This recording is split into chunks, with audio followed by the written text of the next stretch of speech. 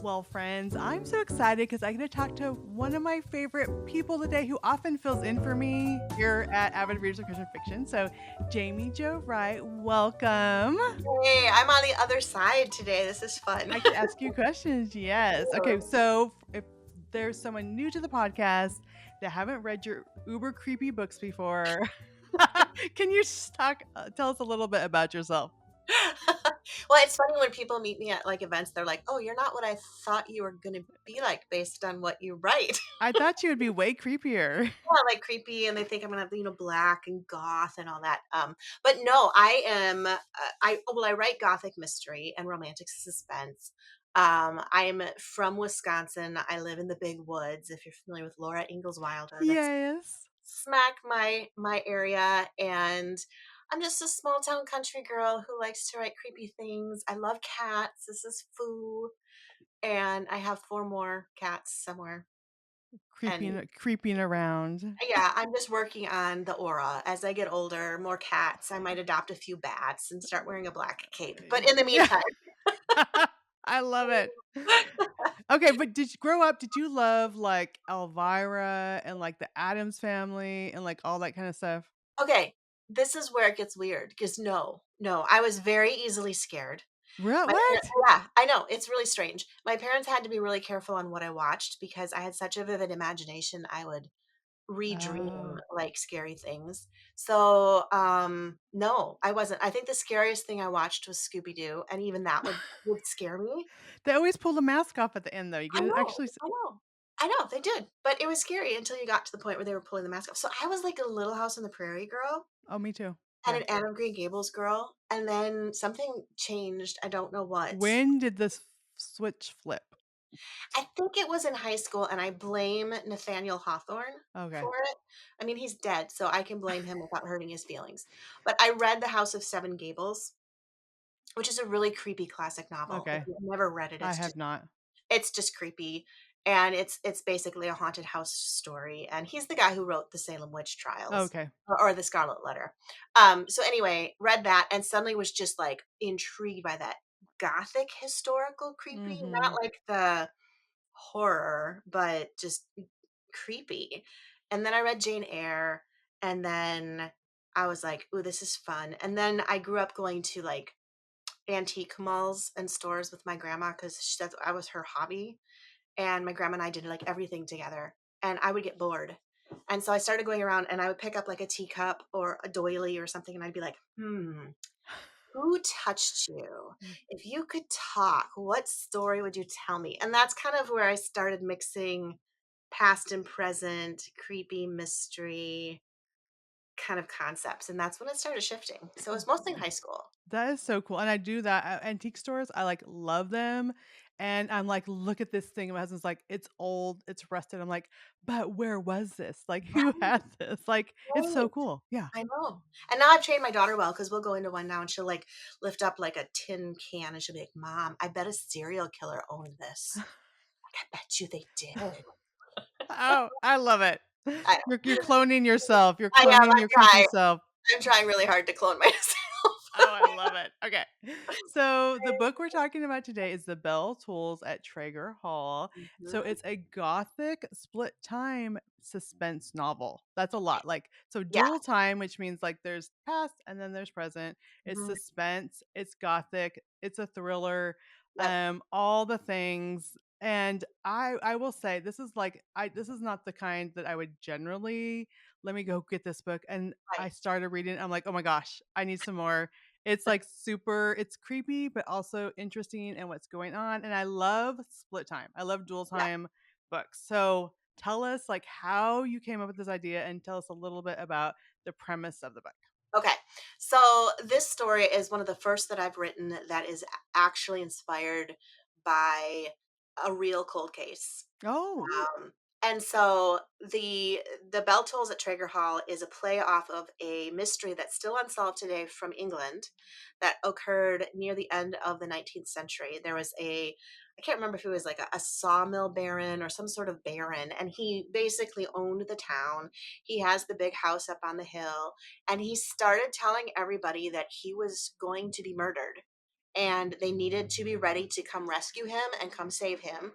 And there was an attempt on his life. There was a guy who came and shot through the window during their dinner, missed him, and Mr. Stores, he ran out of the house, chased him down, couldn't catch the guy, went to the police, said, I'm going to be murdered. You need to take me seriously.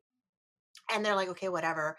And so he goes, fine, I'm going to build a bell. And when you hear the bell ring, you come because I am being murdered. Oh my gosh. Sure enough, a couple weeks later, the bell started tolling. And by the time they got to the house, he had been stabbed multiple times. And his wife had made it to the bell tower. She had rung the bell, and a big investigation ensued, and nobody was ever caught. And so it's just one of these old murder mysteries. And I'm like, gosh, that sounds like a book in waiting. Where did you even hear about that? That's I heard it on fascinating. a podcast Okay. of all things. And so I was like, what could I do with that? So it's obviously inspired by, it's not a retelling of Right. the story. So I have completely fictional characters. And so what I have in this story is Traeger Hall, which is that premise. But I took it a step further. And so Leopold Traeger, who's the man who at the opening of the book is, dead. He had a really interesting twist to his will. And he said that his anybody who remained needed to stand vigil over his body for 7 days before he was buried. Typically, in that time period, it was 4 days. Well, So 7 even days. 4 days, I know, ew, like ew, ew, right? So I elongated it to 7, and he wanted it to make sure that he was very, very dead. And then when he would be interred, he wanted his house, so Traeger Hall with the bell tower, he wanted it sealed off. So it was sealed off until any living relatives were all dead, or for 100 years, just to make sure that nobody came to the house. So now you have the current present day story Mhm. with Jenny, who has this house now that her father invested in properties. Her father died, and now she's got this old house that has been closed for over a century. And so there's so much like, ooh, what's inside of it? Why did Traeger want it shut down and sealed off? How have we kept it sealed for 100 That's what years? I was like, wouldn't have Like, someone how's tried that to even get in there? Yeah. possible?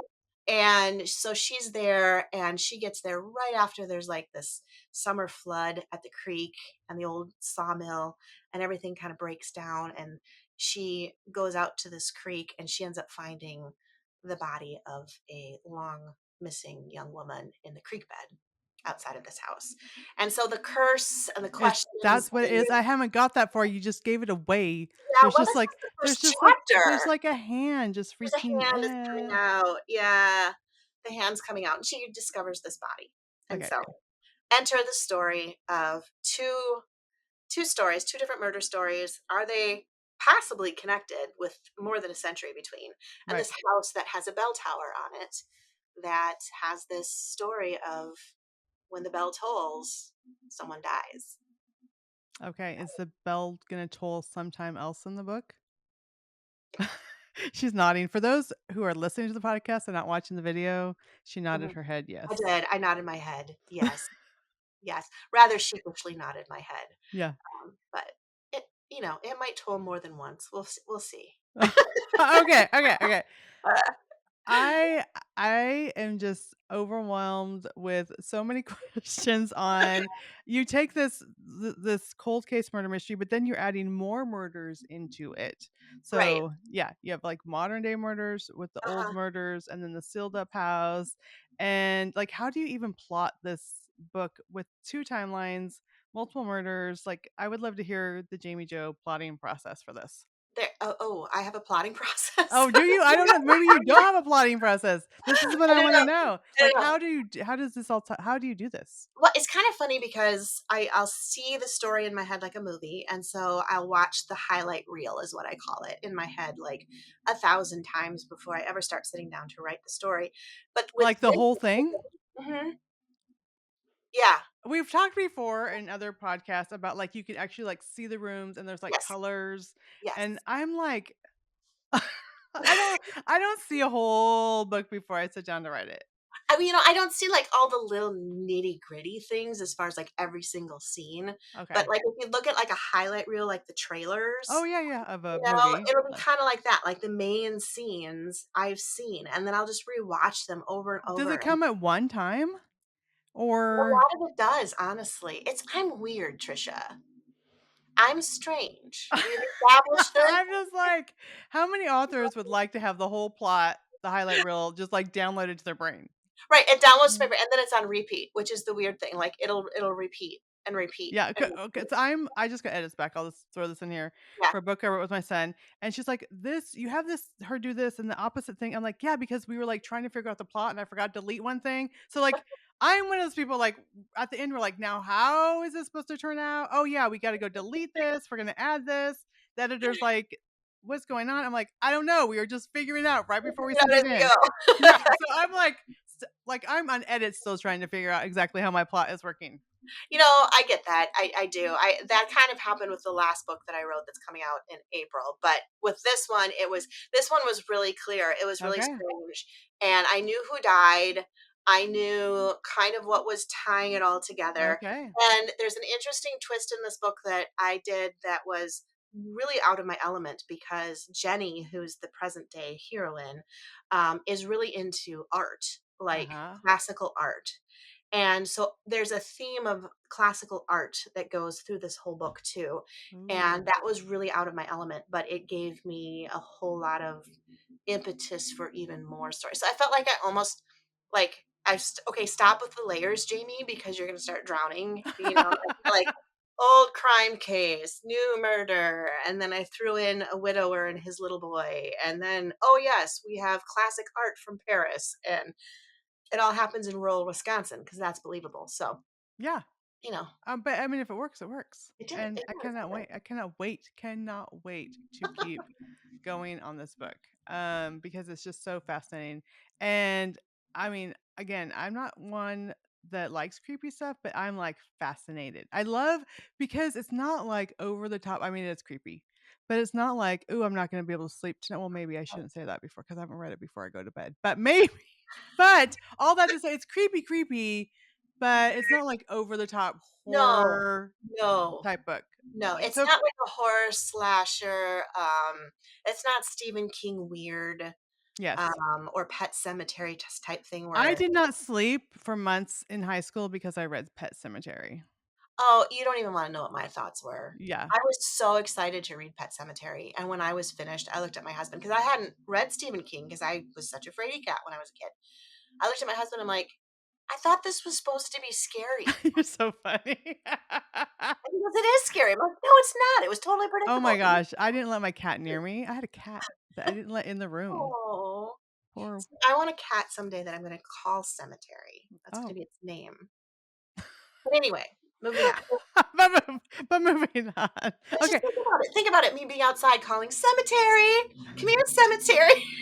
Um, Yeah, I know. I have problems. yeah, yeah, yeah. I was trying to encourage people, Jamie. I was trying to encourage them that if they haven't Oh, read creepy books, then maybe they want to consider this. yes, they And do wanna consider this. but then you like talk I about know. naming a cat cemetery. Well, it's the humor though. Think about the humor, Okay, right? okay. So, you know, I like try to take my creepy element and I do honestly try and wrap it up in either humor or some sort of faith element or hope aspect. So that, yes, there's some dark moments, there's some creepy moments. But I've had a lot of readers who are like, I wouldn't go near your books. And then they tried it finally and they're like, oh my goodness, it was so not what I expected because there was like hope and there was a story beyond just the creepy and all that. So you're right in that, Trisha. But I do still do weird things like want to name Cat Cemetery. Okay, that's okay. That's okay. Okay, but I'm glad you brought that up because I want to talk about this because I am okay if there's like really hard stuff or even creepy stuff, but I want hope at the end. Like I Yeah, don't want it to be like I feel so depressed, I'm gonna bury myself in my right, blankets and not come out. right. So let's talk about this because I think that's important. And as a person of faith, Mhm. that weaves itself in. So talk a little bit about that. Yeah, to me it's just pivotal. I love writing stories with and I've described it before like the elements of dark. Mm. Um, but what doesn't happen a lot with dark fiction, especially in the general market, is you don't come out of it going, oh, like Yeah. there's a happily ever after without, it's not necessarily a Cinderella story, but there's something going, oh, there is a spark of hope, or there is redemption, or there is um an element of God's going to lift them out of this darkness and bring light into their life. And so with the bell tolls at Traeger Hall, there's really a parallel between the two main characters. Waverly is the heroine from the past, and then you have Jenny from the present. And both of them have come from pretty dysfunctional childhoods. Waverly is just kind of like the ward of Leopold Traeger. Mm. She doesn't really have a place to belong, and she's just kind of thrown into this situation. And obviously, again, at the 19th century, you don't have all the luxuries as a woman to just go make it on your own. So she's really destitute on her uncle's death, especially when he's pretty much said all of his riches and wealth and everything is going to be sealed up for a Yeah. century. For Yeah. what's she supposed to do? And then you have Jenny, who's coming in from a very wealthy family, but her father was very abusive. And without going Mm. into details that are going to trigger readers too much, there's enough insinuation that you can kind of just start filling in blanks if you want to, as far as what Jenny's experienced in life. And so this house becomes an allegorical picture of how our lives get so boarded up, Mhm. and there's secrets inside, and we seal them up super tight, and nobody can get in because we don't want anybody to get in. And then the question becomes, is there anything worth redeeming when you do finally open the doors? And so I try with all of my books to have some sort of allegorical parallelism Mhm. with the characters. So they're on a journey to discover something. And with this story, it really turned into a discovery of, can God bring hope into a place that's been sealed and should be basically bulldozed? Like, there's nothing worth saving to Traeger Mhm. Hall. There's nothing redemptive about it from the outside. And that's kind of how the girls feel in their lives. So, The boarded up parts of their soul. hmm God bring hope to the boarded up parts of their soul. hmm exactly, exactly. And we seal those souls really tight. Yeah. Yeah. Like, and it was kind of one of those things. It was difficult to figure out how to keep a house literally sealed for over a century realistically in a story. Right. When you realistically seal a house for a century and not have anybody have ever stepped foot inside. Um, but working through the semantics of that, it really started showing to me like how we do that even in our relationship with God. Like, we are so sealed up, we don't even open up to our creator, like the one who made us. And Mhm. maybe there's treasure inside, maybe, but we're too scared to go in. We're too scared to break down the, like, what are you releasing when you open that door, when you open it for, and there's a scene in the book where the house, no spoiler really, it does get opened in the book. And there's a scene when they open it, and I just pictured that moment when somebody's going, I'm going to open, and it's not like this beautiful release. It's this Right. terrifying, suspenseful, is something going to swoop out at me that's just evil and I should have just kept everything shut? Or is this going to be something that's like, thank God it's finally getting open? Because I think we, as people, as humanity, regardless of our life story, we all have something like that we're just clinging to and we're keeping shut tight. So that's what I try and do with all of my stories, some sort of infusion of something along those lines. And that brings hope at the end because I Yeah. think, yeah. And what Mhm. I love about that is I remember going through a Bible study before, or just like even dealing with my own past sin and regrets and Mhm. pain from the past. And it was like, I realized like because I'd barred that up, that Mhm. I was not letting light and hope and like true Right. connection, like with my husband or, Yeah. in because I had this like walled up part. Right. And when we open that up, then yes, there's pain, but there's also Mhm. healing, and we can connect better with God and others when Mhm. we open that up. So, I love it. It's beautiful. Yeah. And there's a character in this story. His name is Milo. He's the little boy. With the Um, Pokemon? yeah, with a Pokemon shirt. Yeah. And he's, the son of a widower, or not even a widower. He's the son of a single dad who was supposed to get married and then didn't. Um, And so his dad Zane has never been married, and he's got Milo, and Milo is neurodivergent, so he's on the spectrum, and he doesn't communicate a whole lot verbally, but he's this cute little boy. And one of the things I loved about his role with Jenny specifically is how God used, in the story, this little child, which is the picture of innocence, to be the one that really takes Jenny's hand. Mm, And so often we look at in a book like this, oh, it's going to be Zane, the romantic hero, and things like that. But I wanted it to be sometimes, our the people that help lead us into hope aren't the people we expect. And God mm. throws people into our path that we're like, this doesn't even fit our journey. It doesn't fit our story. Like, why are you even here? And then suddenly they become this pivotal key person. And so I loved Milo's role in this story. And I can't say much more about that because then I will get into spoilers. But Oh, so sweet. I love it. Okay, and how cool of a name is Waverly? I mean, right? isn't that, like, such a cool name? I'm like, "Oh, rats." I would have loved to use that in a book, but Jamie Jo just used it. I love the name. It was one of those names that just kind of just came to me. I don't even know where I ever heard it. And it was she just named herself. She was a Waverly. And then I was like, I don't think that's really consistent with a 19th century name, but we're just gonna go with it because it's cool. It just fits kinda like the whole vibe of it, I think. Yeah, yeah.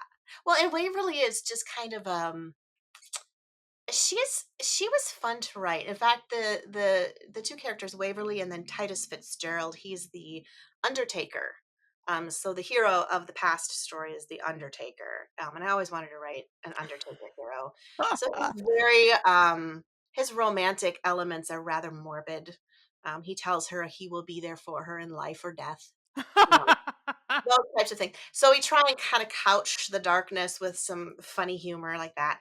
And they have a very tempestuous, bantering type of a relationship. And so they kind of give it back and forth to each other. And so I felt like the name Waverly just kind of fit her too, because it wasn't super timid, but it wasn't super feisty either. She's just Mhm. kind of one of those women that's kind of got the feistiness, but she doesn't know what to do with it inside of her. And yet she's also very easily subdued because she's been trained to be obedient. And so she's kind of in that struggle within herself. Oh, yeah, It's okay, fun. so cool. Okay, so Okay. I wanna hear a little bit about your research on the setting. I Mhm. mean, did you pick a look? Because you talked about it was originally, like, this cold case was in England, like, Mhm. how did you pick your setting to where you would put it for your Yeah. story? Yeah, so the setting is it's a fictional town, but I did set it actually kind of in the area of Wisconsin where my in-laws live. Okay.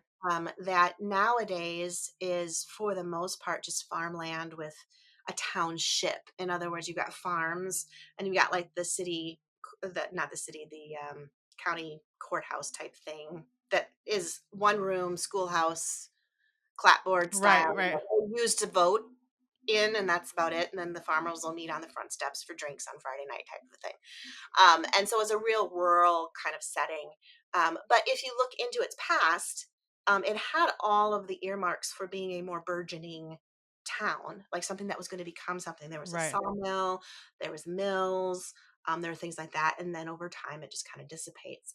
And so I used a lot of that to form Newton Creek, which is this little village that's now just kind of muddling along in its little outdated Midwestern sort of way. And, the lawyer in town that Jenny has to meet with is just your typical small town Midwestern lawyer who gets corrected by her. And he's like, oh, well, I should probably check the law on that. And Yeah. it sounds almost ridiculous, but it's stuff that happens around here Right. because it's just rural, we still shake hands and assume that that's your words, your bond. So, it was kind of easy to do research because I was just pulling off of stuff that's local.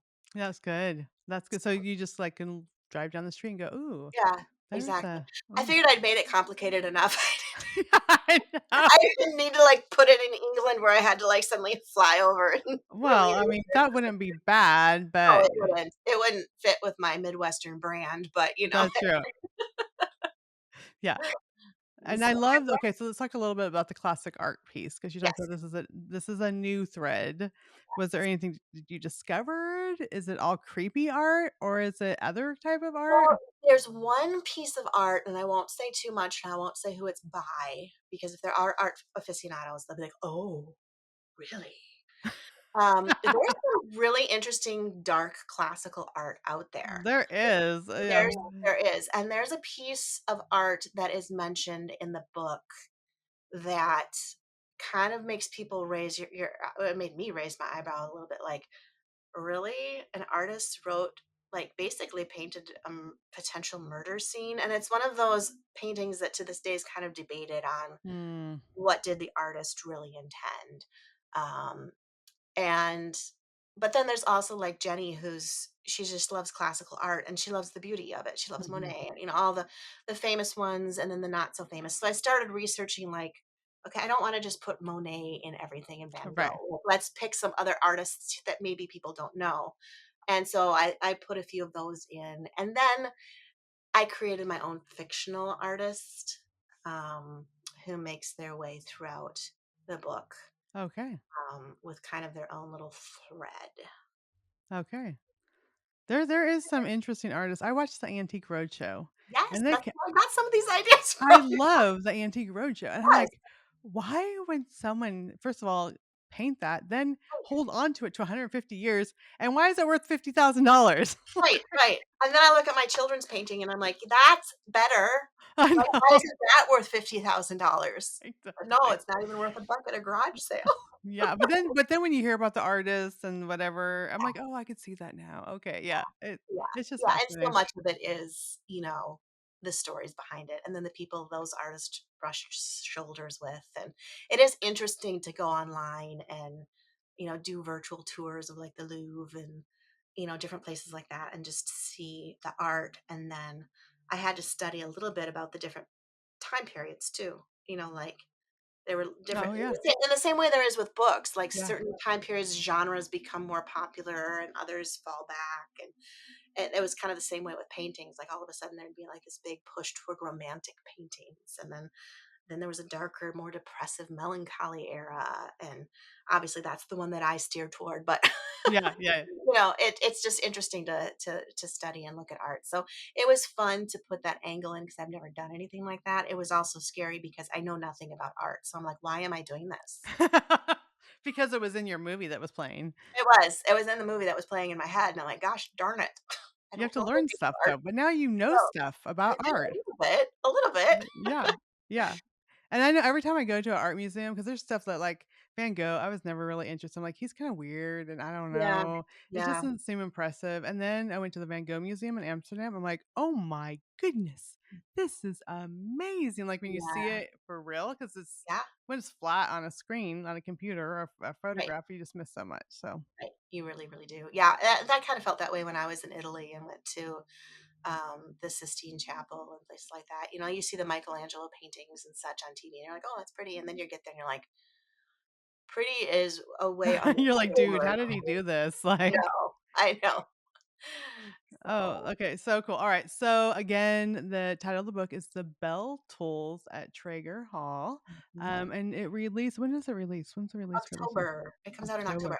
I Oh, want to yeah. say the 15th, but I'm not sure if it's the 5th or the 15th. It's But just it's in in October. time for the creepy month of in fall that It is. everyone yeah, It type it is. in. Okay, so Jamie Jo, where can people go to find more information about you and your books? Absolutely. So jamiejowright.com or jamiewrightbooks.com, either one of them will get you to my website. And then I've got links off of there for Instagram, Facebook. I always encourage people to follow me in all the places because I don't post the same content everywhere. So Oh, okay. if you want a little bit of different stuff, you can kind of go to the different places and find different stuff. But yeah, start at jamiewrightbooks.com. That'll get you going. A lot of books, all my books are on there that you can see and go from there. So Yeah, and even right now, so pre-order if you pre-order yeah, or if you absolutely. go look on Amazon, they already have, like, read a sample. So if you're Yes. like, "I don't know if this is something I would like," well, like, just go read a sample or listen to the Audible sample when it comes out or Yeah. audio sample. Yeah. Um Absolutely. Absolutely. Yeah, the samples are great. You can also find a sample at bakerpublishinggroup.com, which is the publisher's website. There's an excerpt there. I think it's like the first 2 chapters. Yeah, that's what I So, read. yeah, there you I go. was like, okay, more. Where's more? Well, thank you so much for being here. It was so fun, Trisha. Thank you for having me.